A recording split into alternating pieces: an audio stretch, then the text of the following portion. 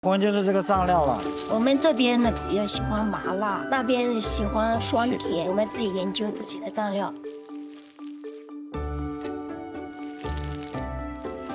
如此蘸料，谁看谁不迷糊。就是酸辣的，挺热情的。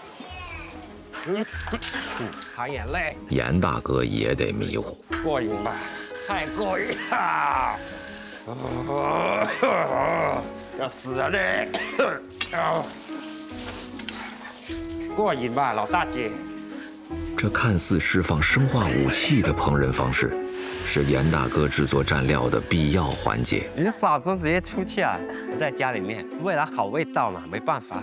云南本地辣椒在锅中炒香，将辣味与香味完全释放。就是要炒得好，你炒得不到位的话，它焖出来就不香；你炒糊多了，它又是苦料啊。野花椒和草果炸香，不着急啊，要炸干了为止。你炸的时间不长，它那个味道炸不出来嘛。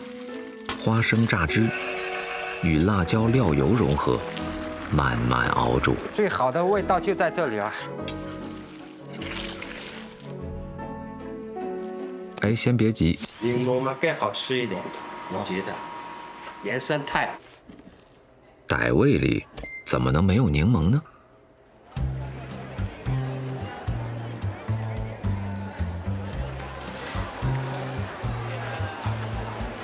多少钱一斤啊，老板娘？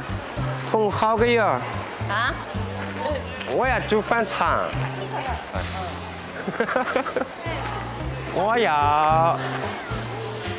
我还要什么呢？做柠檬水多那个，做新柠檬我香，放淡水啊。这是一种奇妙的酸，单尝会苦，但只要滴入蘸料，与辣恰到好处的融合，如同魔法一般，散发一种神奇的能量。不管什么东西，蘸这个料就味道就更好了。有了柠檬提味，快乐的滋味才能加倍。